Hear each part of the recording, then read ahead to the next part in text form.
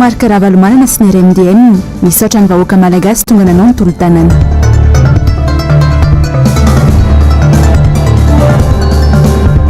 Etsika mpiarina zony mpanjifa tsy nekeny préfet tsy emotra izy ireo. Tany Metiko tsara masoandro misy didim-pitsarana mazava sangezahany sasany atao fitaovana politika. Ankasitrako hatrany ianao manaraka ny fahitalavitry ny MBS amin'izao alina izao tonga soa anatin'ny pejin'ny fampalalamba avao ny MBS amin'izao fotoana izao ka manolotra ny arapa tombo kilasy tomboko vavy izy manasanao sady anaraka ny fotoana ny vaovao hatramin'ny farany. Mbola mitoetra moa ny fandraisana ny fanampiana sy ny tolo-tanana izay nokarakarain'ny RMDM ho an'ny avany izay trabona ny farafangana saingy etsy amin'ny QGB LR indray moa no andraisana izany ho an'ny androany dia nitondra ny teny fisaorana ho an'ny vahoaka malagasy efa nanotrona ny etsika ny filomarika Ravalomanana. Charmano Menjanahary Andra Kotomalala. Zava-dehibe ny fanehoana firaisankina izay naseho ny vahoaka malagasy nandritra ny etsika tolo-tanana izay nokarakarain'ny RMDM ny sabotsy lasa teo. Nampihetsi-po ny fiaraha-mientany rehetra hoy ny filomarika Ravalomanana ary fihetsika nampiseho fa iray tsy mivaky ny malagasy na ankafaliana na ankaratsiana. Fisaorana mitafotafo no asehoko ho an'ny vahoaka malagasy tonga ny dododo ny fanotrona sy nanome voninahitra ho mariky ny firaisankina ny vahoaka nandritra ny fotoana iny hoy ny filomarika Ravalomanana. Tianeo fakasitrahana ireo malala-tanana sy namaly miantso tamin'izay ezaka natao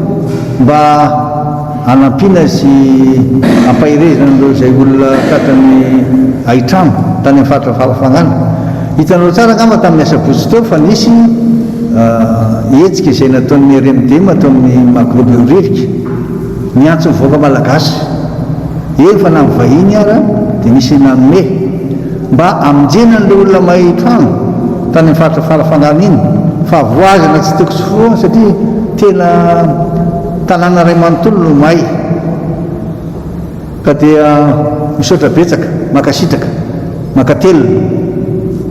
mbola tsy mifarina trao nefa le izy fa raha mbola misy any a masoto mbola manakatao dia tena ampitiavana no andrasana azy ary matoky sy miny zay fa tsy hanosy botanana anay ianareo satria raha malala tsara ny fahavoazana ary tsy defa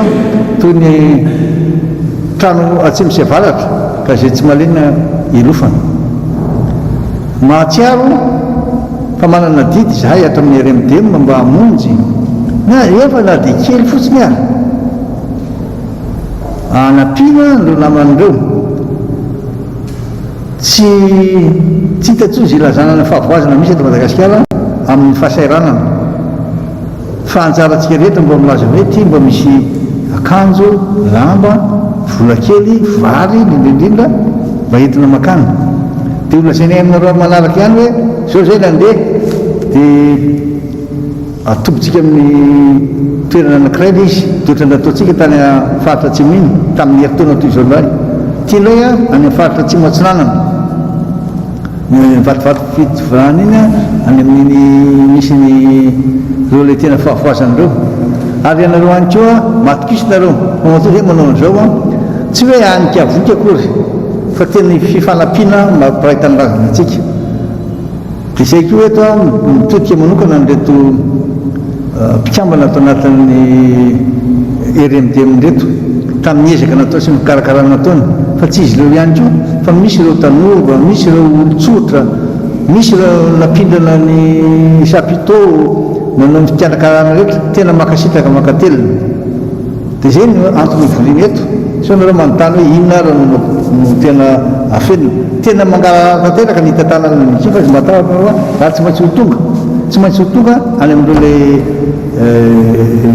nanaovana azy izy io zay no ataontsika hoe mangarahara dia hoe aminareo hoe samy manaraka tsika ary vaovao zay mbola olazainay manaraka hoe rovina indray a no isy le izy satria iny mbola vao satatra bavarano iny toy ny ray mandro tsy ndray mifono fa mbola misy io sasany mbola tena vonanao azy ka dia mankasitra indrindra. Nisy moa ny fivoriana izay nataony teo anivony bureau national ny RMDM androany izay nandinian'izy ireo ny fanaterana ireto fanampiana ireto any farafangana.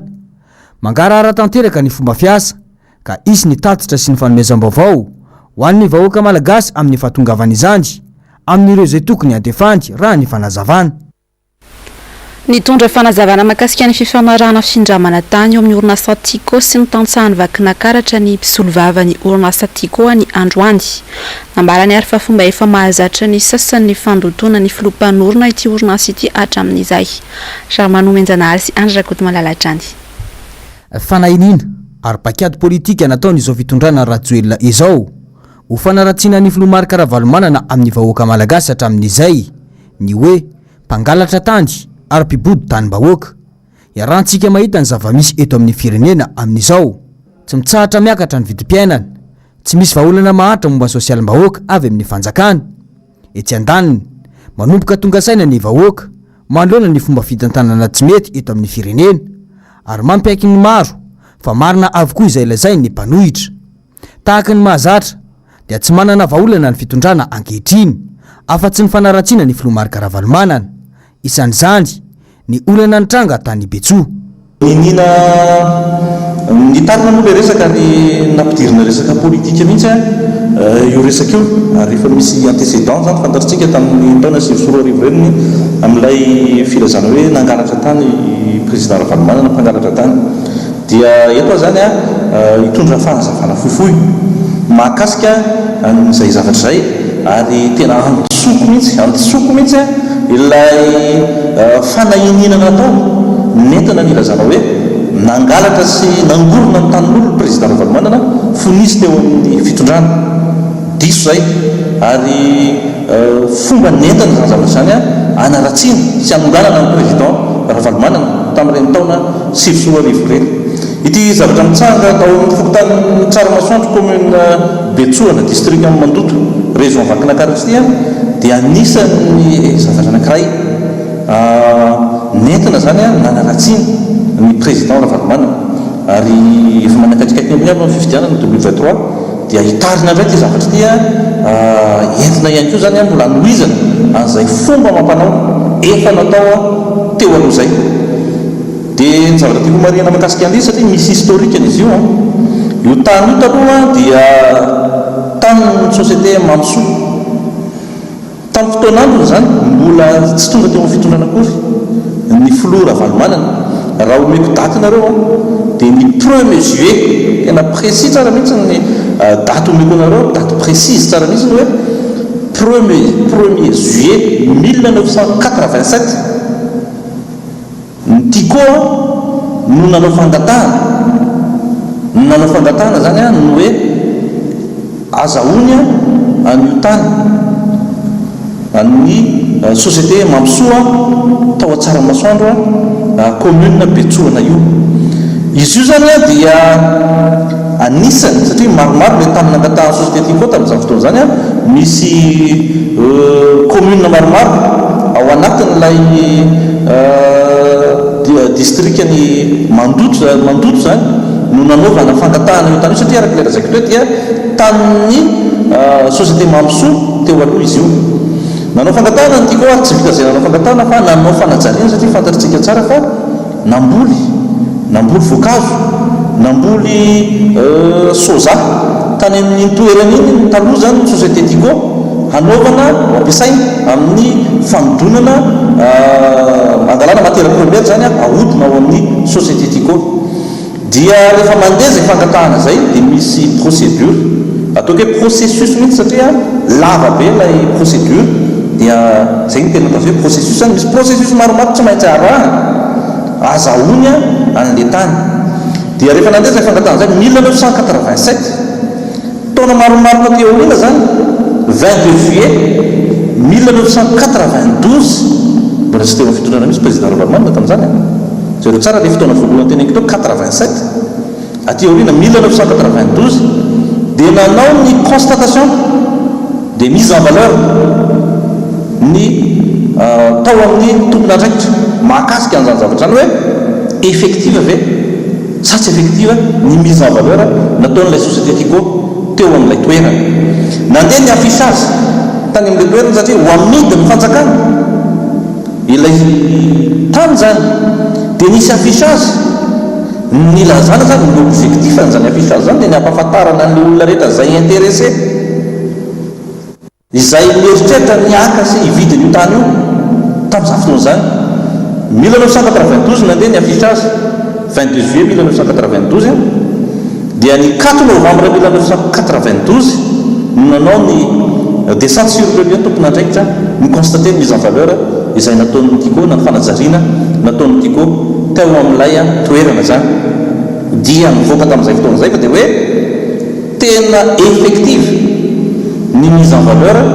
nataon'ny société Tico tamin'io toerana io. Taty en 2003 ny conclure ny acte de vente. Tsy hoe conclure zany ny acte de vente hoe nanao an'y acte de vente hoe zavatra ohatr'izay kosa fa misy processus maromaro, misy procédure maromaro tsy maintsy narahana tao zay vao namidy ny fanjakana tamin'ny société Tico io tany io. Ka eto zany dia manamarika raha zay ny ataontsika hoe tantara fohifohy fa rehefa namidy ny fanjakana dia ta malagasy tamin'ny société ireo tany ireo dia miala ao anatin'ny patrimoine ny ata malagasy fa lasa ny société Tico miala ao anatin'ny patrimoine efa tsy fananany ny ata malagasy mitsona ary miditra ao anatin'ny fananany Tico patrimoine ny société Tico. Misy amin'ireo tany ireo efa vita titre borné amin'ny société Tico fa misy ampahany mbola en cours izay procédure de mutation zay dia fanamaniana faharoa ihany koa tiako tenena dia hoe nahazo ny société Tico raha ireo tany ireo dia tsy nalaina araka le filaza hoe nobidona anazy hoe fa nisy ampahany betsaka mihitsy raha amin'izao fotoana izao dia ny ampahany betsaka amin'ireo tany ireo nomeny société Tico ny fokon'olona tany amin'ilay toerana tany toerana zany fa tsy mitazonina dia amin'izao fotoana izao zany ny antony nandehanana tany amin'ilay commune Betsoa fokotany tsara masoandro dia ny hoe hoavahana ilay tany izay an'ny Tico sy natolotro ny Tico ny fokon'olona délimitation zany anao an'izay délimitation zay dia nisy didim-pitsarana fa tsy nanao ny foana mihitsy ny société Tico fa nisy didim-pitsarana ny entana tany toerana ho tanterahana anaovana an'izay délimitation zay. Ny objectif atao anatin'izay dia ny hoe satria nisy fangatahany fokon'olona tao ny hoe avao ary ilay tany Tico satria mifangaro voraka zany izy mifangaro be dia izay partie restante le tsy amin'ny Tico fa amin'ny fokon'olona kosa dia amena lalana malalaka le fokon'olona hanao ny fangatahana ny tany sy hanao izay procédure tokony ho ataony amin'ny fahazahoany an'ilay tany dia nararotiny sasany ny fanatanterahana izay didim-pitsarana sy ny hanaovana an'izay délimitation zay hamaritana ny tany tokony ho an'ny Tico sy hanomena ny fokon'olona izay dia navadika zavatra hafa dia izay natonga an'ilay korotana tany amin'ny fokotany ny tsaramasoandro commune Betsoa io. Tsara moa ny manamarika fa société mpanjakana tamin'izany fotoana io Mamsoa io izay nivarotra ny tany tamin'ny Tico io tamin'izany fotoana orinasa mpanara-dalàna ny Tico hoy ny fanazavana ka tsy aka ny tany-bahoaka izany mihitsy raha tsy aivina mantsy ny zavanizy dia tonga tany an-toerany ny avy eo anivony orinasa Tico andrefy ilay taniny mba ampiavaka azy amin'ny tany izay natolotra ho an'ny vahoaka io kanefa noho izany ireo tompona andraiky mpanjakana ao an-toerana hiteraka korontana sy anaratsiana ny filomarika Ravalomanana tahaka ny nanaovana ny fanonganam-panjakana teto tamin'ny taona 2010 io tranga-javatra io. Makasika ny olany rano kosa indray dia fantatra fa tsy eto Antananarivo ihany no miaina izay tsy fisiana rano izay satria dia tanàna iray ao amin'ny lalam-pirenena fahafito miazo any Toliarino no nanakana ny mpanao gazetinay hitondra ny fitarainana manoloana ny tsy fisiana rano hosotroina tafiakatra hatramin'ny 500 ariary moa ny iray bidon amin'ity komina ity. Asin'Andriamalala sy Tokotry Marla. Indro isan-kerinandro no mba mandalo eto amin'ny komina Andranovory fokotany Andalanambo ito fiarabe mitatitra rano ity. Tsy rano Jirama fa rano avy amina loharano avy amina commune manodidina no tateriny eto. 13 kilometatra alohan'ny idirana ny Toliara manamorona lalam-pirenena fahafito no misy ity tanàna ity izany hoe lalan'ny manam-pahefana izay ho an'ny Toliara kanefa tsy misy pahita. Mafy ny fiainana atrehan'izy ireo amin'izao fitondrana Andry Rajoelina izao ka tsaron'ireto mponina ireto tsara ny soa vitan'ny filomarika Ravalomanana ary tsy alaminy hatramin'ny farany. Zay nanampy anay zay ny marika Ravalomanana aloha tena ilanay fa hoe fianaratiananay nandeha soa rano toena hoe externe zao avy maro te baka any tsy jaly anay tamin'ny zahay tamin'ny marika Ravalomanana ambony filoha teto. Nanampy tiananay amin'ny fianaratiananay nagnome kitapo nagnome raha fa izahay nany zao mijaly izahay nany zao mijaly faratampo jala valo al zao fa jala timasy ty fianakavianay avao ny zara aminay. Zahay fokotany Nandalanabo commune Andranovory tsy manana naizana izy zahay fa io Ravalomanana io nahasoanay amin'ny sakafo amin'ny fitafiana amin'ny fiarahamonina rehetra ka mila azy zahay amin'ny 2023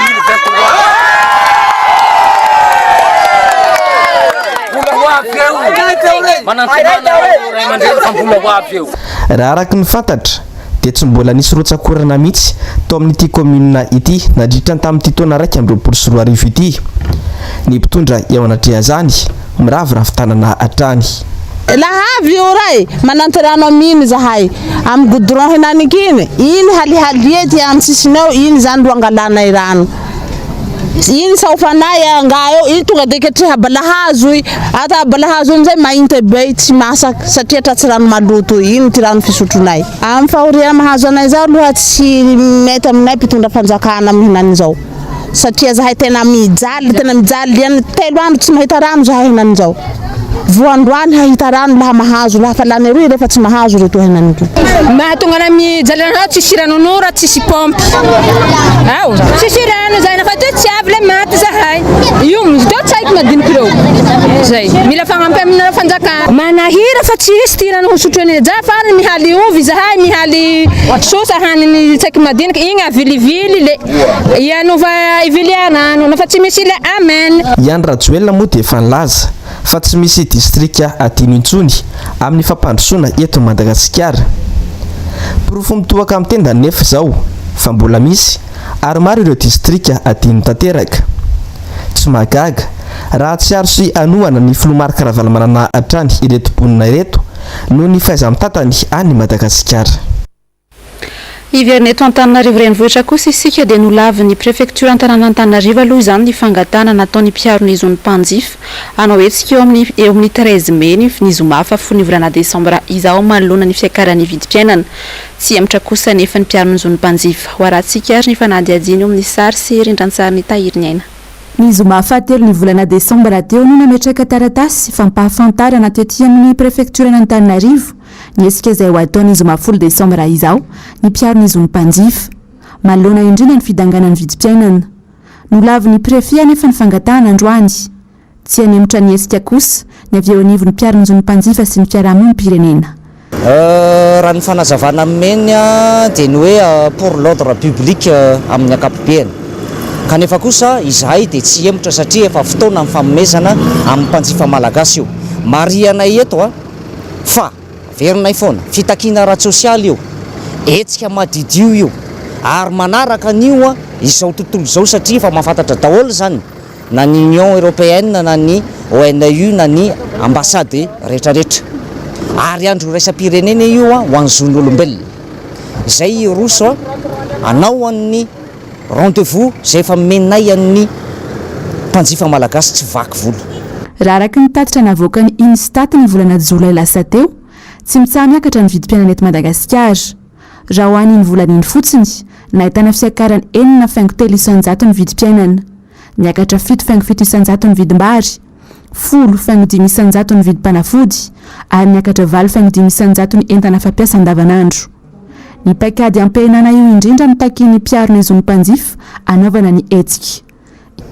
Tsy hoe mitokony zay didina vidim-piainana fa fitakina nataonay dia aorinan'io zahay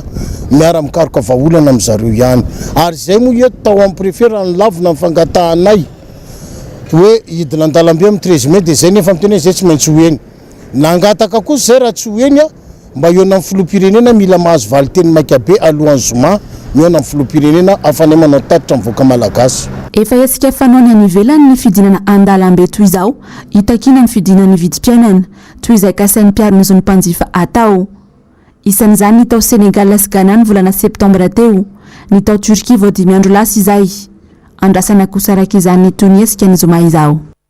eo amin'izay lafina vao izay hatrano dia nanao fanambarana ihany koa androany ny fikambanana mamify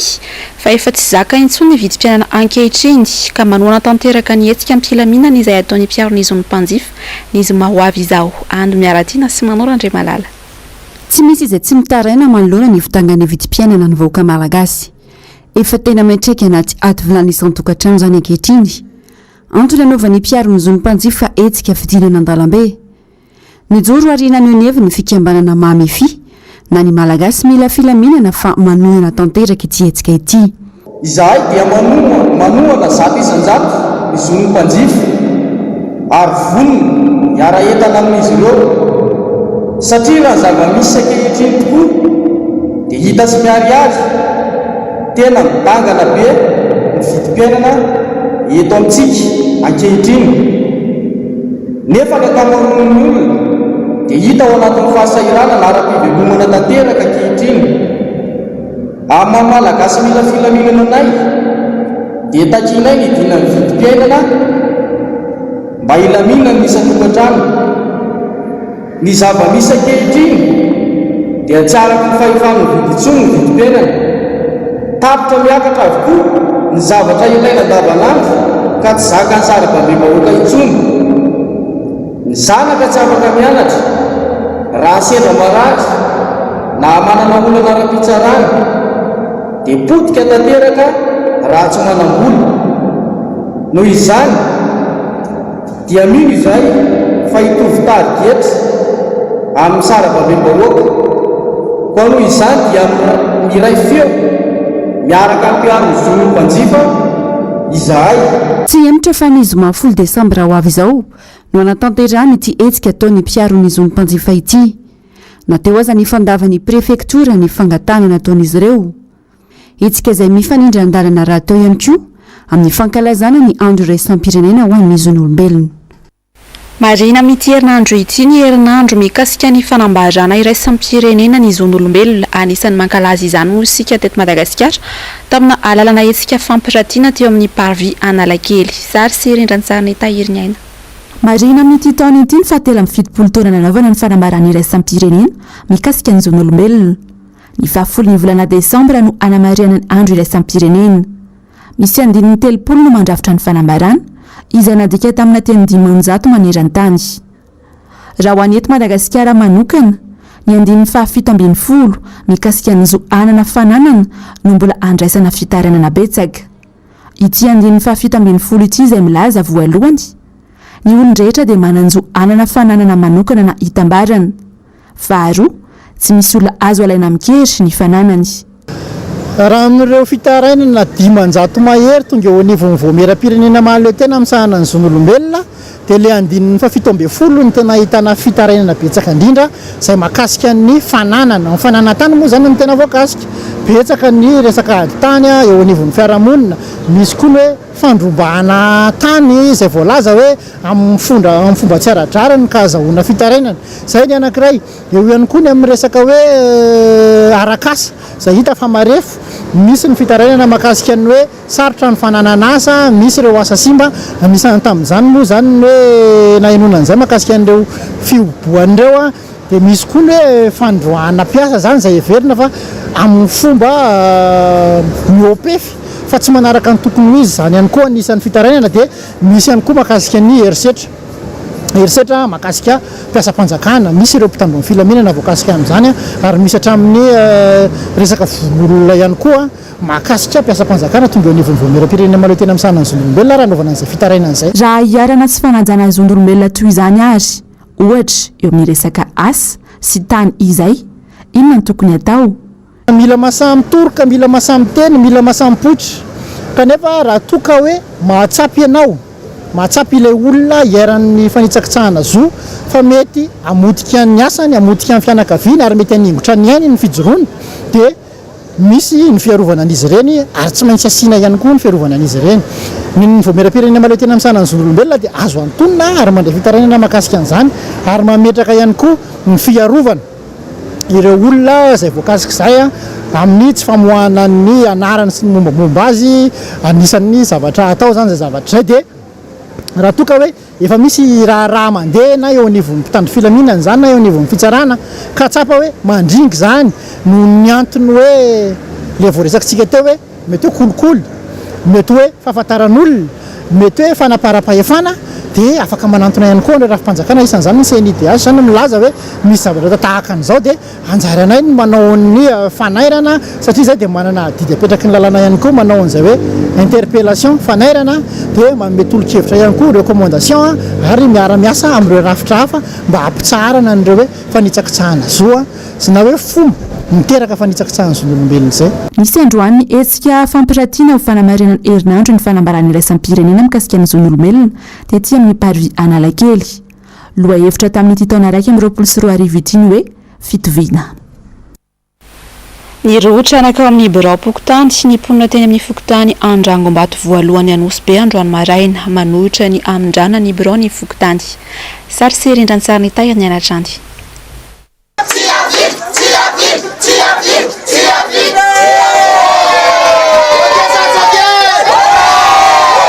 Ity io birao ny fokotany atao Andrangombato voalohany Anosy io.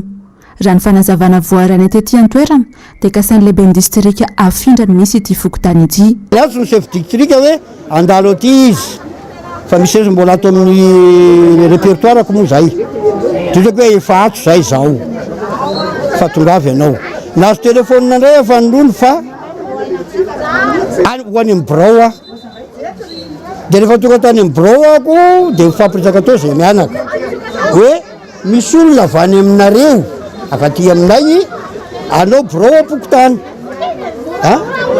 anao birao apokotany dia za moa gagagagaina anao birao apokotany efa misy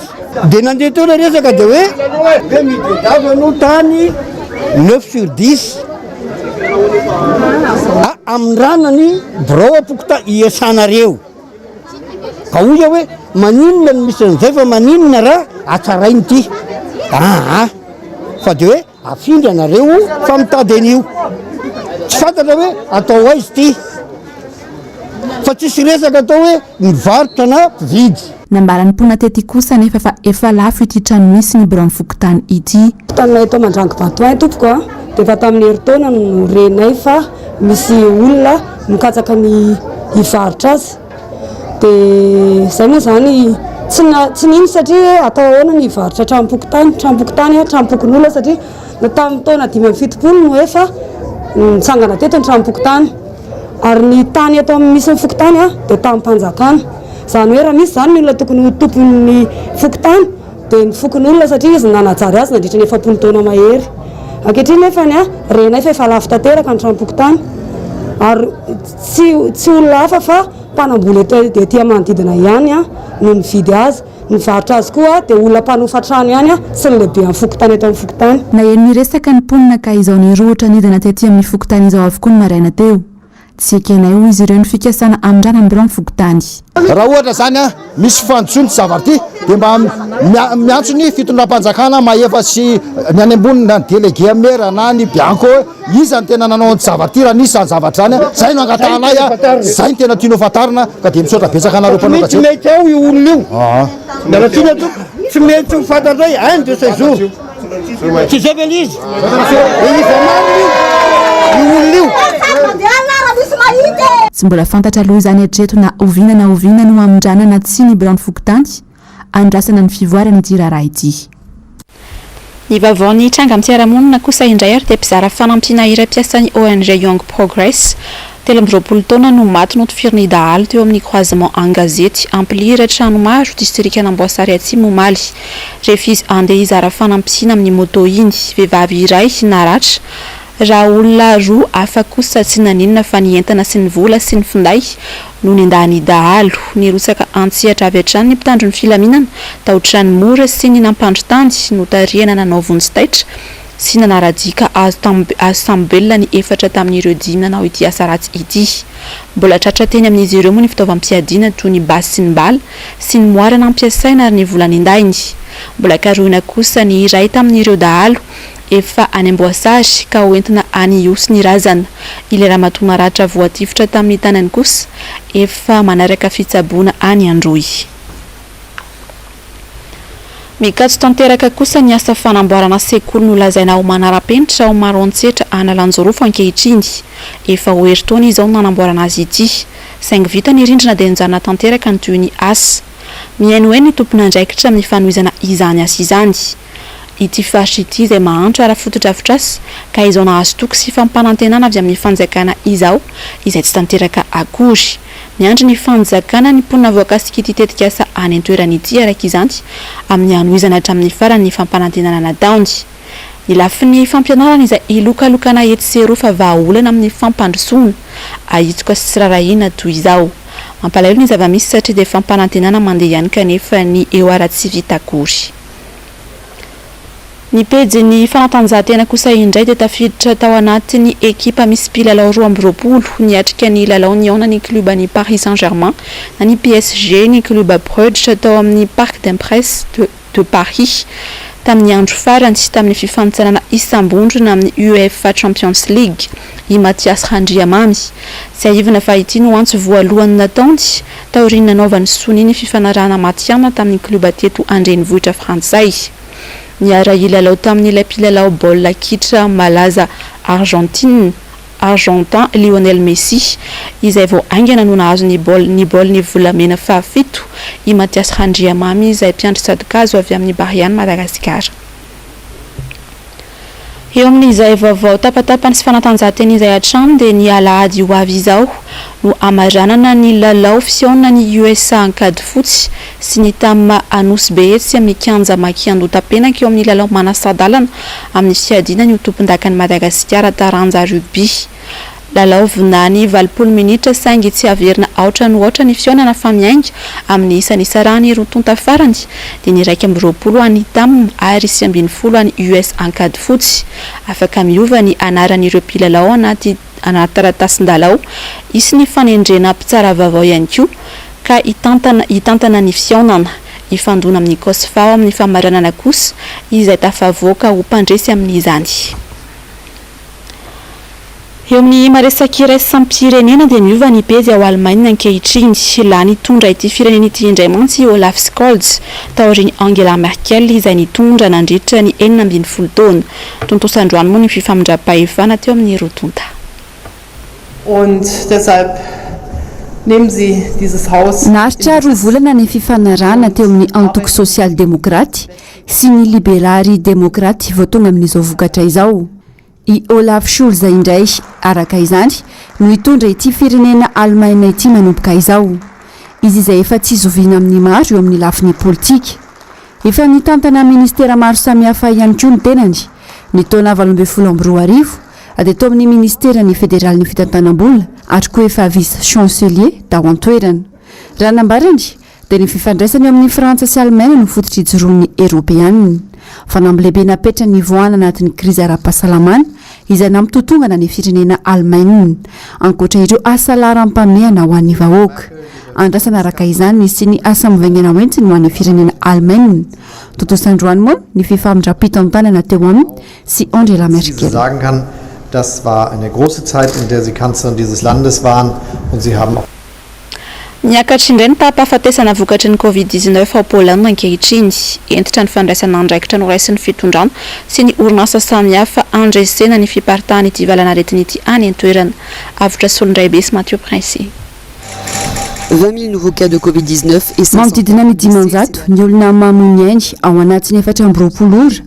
ary mahatratra roa etsy nitrangana coronavirus vaovao ao Pôlina amin'izao fotoana izao nametraka paikady vaovao ny gouvernement tany an-toerana iadina amin'ity valanaretina ity ny voalohany volana martsa teo izao dia tsy maintsy manao vaksiny ny mpiasa amin'ny orinasa maro any an-toerana no mafisina ihany koa ny fanentanana ny vahoaka amin'ny fanaovana vaksiny raha ny momba ilay variant Omicron dia nilaza ny fikambanana iraisam-pirenena momba ny fahasalamana na ny OMS ny vaksiny rehetra izay naparitaka hatreto dia afaka ampiasaina mety miady amin'ny variant misy rehetra raha ny fanazavana hatrany noho izao fiverenany Covid-19 ao Eropa izao dia nanamafy hatrany ny fikambanana iraisam-pirenena momba ny fahasalamana ny mba hiarovana ny ankizy izay betsaka indrindra amin'ireo any an-toerana ankehitriny ary ny ametrahana vaksiny ho vahaolana tokana ahafahana mandresy ity valana retina mahevaika ity toy ny Italia, Gresy, Frantsa izay niroso tamin'ny fanaovana vaksiny ny ankizy 5 hatramin'ny 1 taona tena natanteraka izany ihany koa i Portugal. Vaksiny izay maivana kokoa mihoatra ireo vaksiny natokana ho an'ny olon-dehibe. La Grèce, l'Espagne ou encore la France, parmi les pays ayant donné leur aval à une version du vaccin Pfizer moins forte que celle destinée aux adultes. Akoatra ny raharam-pirenena amin'ny ankapobeny dia niompana besaka tamin'ny mahakasika ny sosialim-bahoaka ny resaka tao anatin'ny fandarana amin'ny ara-manonja ho an'ny androany. Efa tena tafalasaka tanteraka anatin'ny fahasahiranana ny ankamaroan'ny vahoaka malagasy amin'izao ka tsy mahagaga raha betsaka ny fihetsiketsehana anehoan'izy ireo izany tato ato. Onjala Lena Ranaivomanana sy Manora Andriamalala. Vaovao anisany mbola mitana ny sain'ny olom-pirenena maro. Ny mahakasika ireo mpikambana vaovao mandrafitra ny vaomera mahaleo-tena misahana amin'ny fifidianana na ny SONI. Andro vitsilasa izay no voatendry ny filoha hitantana ny SONI ary Damandriana Arsedo Retaf Arsène no hitana izany toeran'izany ao anatin'ny taona. Ity filoha vaovao ity izay tsy iza fa vadiny ministry ny asa-panjakana Ramatoa Gisèle Ranampy ihany ary koa anisany nandrafitra ny HCC teo aloha izay anisany niray petsapetsa tamin'ny Jean-Éric Rakotoarso tamin'ny tsy fangaraharahan'ny fifidianana filoham-pirenena farany teo. Marika sahady amin'ny tsy fahaleovan-tena ny SONI ny fametrahana ny olona notendren'ny filoham-pirenena eo amin'ny fitantanana ny SONI raha nambaran'ny professeur James Saratsima. Iverinao amin'ny pouvoir ianao satria miala teo ianao a dia tsy maintsy hiarany sazy, tsy maintsy hijinja ny zavatra nafafinao ka miezaka mafy ianao a hitazona an'io fitondrana io amin'ny fomba rehetra. Tsy misy mihitsy neutralité araka ny fitenitsika nanendrenan'ireo olon'ireo. Naneneva makasika ny fandavan'ny préfecture nietsika izay kasain'ny mpiaro ny zompanjifa amin'ny zoma ho avy izao ihany koa ny tenany androany. Raha momba ny UMC isakatsakana amin'ny 10 décembre io dia milaza aminao a fa zany hoe mitady loza izy zany. Ny olona hoa tsy miera amin'intsony, tsy mila miera amin'izaniza. Io a zoan'ny mpanjifa, zoan'ny rehetrarehetra, droit fondamental ozytsika. Ny liberté d'expression tokony avelanao a hidina ny olona andalambe rehefa tsy faly. Ankoatr'izay nahitsy ny filohan'ny vondrona parlementaire TIM ny solombavambahoaka fetra raha lambizafombololona raha nilaza fa tompony andraikitra voalohany tokony hikaroka ny zava-misy marina makasika ilay fanodikodiana-mbola mitetina $7.3 avy amin'ny banky iraisam-pirenena atao amin'ny orinasa JIRAMA ny prime ministre Tsain Christian. Inona ny fepetra efa niraisinao Andriamatoa prime ministre manoloana nireny tsy fahatomombanina ny fanatanterahana n'izany tetikasa pagozy izany. Ny zavatra ny arahana hita dia misy ny vola tsy fantatra inona ny nampiasana azy, misy ny entana izay a tsy tokony asa tsy tokony novidiana na asa tsy tokony natao nefa natao zany hoe ivelan'le fifanarahana, misy ny entana na fitaovana nanjavona. Voaresaka nandritra ny fandaharana androany ihany koa ny olana makasika andrano izay saika hita manerana andreny vohitra raha tsy ilaza fa tsy neny akatso Itaosy, Ambopo, ary koa ny teny Ambatomaro sy ny fanafaram-pitondra fitaovam-piadina izay tsy lahara-pahamehana aloha amin'izao manoloana ny fahantrana lalina mahazo ny malagasy. Tahotra ny fitondram-panjakana no hanakanana ny olona tsy hanao ny hetsika sy haneho ny heviny andalambe manoloana izao toe-java-misy eto amin'ny firenena izao. Hoy ny filoha-hevitry ny antoko HVM faritra Toliary voalohany. Anisan'ny voaresaka ihany koa moa ny mahakasika indrindra ny fahalalana maneho hevitra toy izay tian'izy ireo atao ihany no atao fanampanazavana. Aty zany mazava matahotra izy raha vao misy mandeha ny andalabe dia miongana izy zay. Dia zay zany ny atahora nefa na dian'izay tokony manaja an'ilay olo izy satria tsy midika hoe rehefa mandeha andalabe ileo dia miongana ny filoha. Fa raha ohatra hoe matahotra an'izay izy dia mety tsy tsara fototra zany ny filoham-pirenena satria tsy possible hoe ny fandehanana andalabe hoe mampiongana filoham-pirenena. Fa raha ohatra zay ny mampanahirana azy zany dia mazava ho azy hoe atahorana zany satria nahomby zay zavatra zay tamin'ny fotoana nanovany azy, nahomby zay fotoana zay tamin'ny fotoana nanovana an'ireny hoe tamin'ny fotoana tsy nitondrany nahomby. Dia matahotra zany izy amin'ny fotoana zao hoe tsy hanao tsy ankeny mihitsy na iza iodina andalabe satria raha vao miodina andalabe io dia hoe fa mampiongam panjakana. Zay zany tena arovany mafy ary tena arovany mafy io arovany mafy io satria nahomby le tetika zay nataondreo hoe fandehanana andalabe io ny mampiongana fanjakana ary fantatrareo rehetra hoe zay le mampiongana fanjakana dolodo teto any fandehanana andalabe. Dia nefa le contexte anan'izao tsy zay fa le hoe le olona zany mitaky an'le fahasahiranana normal be any zany amin'ny firenena rehetra manao an'izany fa tsika malagasy maolokendry de na dia fa tsy mihinan-kany aza matin'ny mosary de ao avao de atao kory moa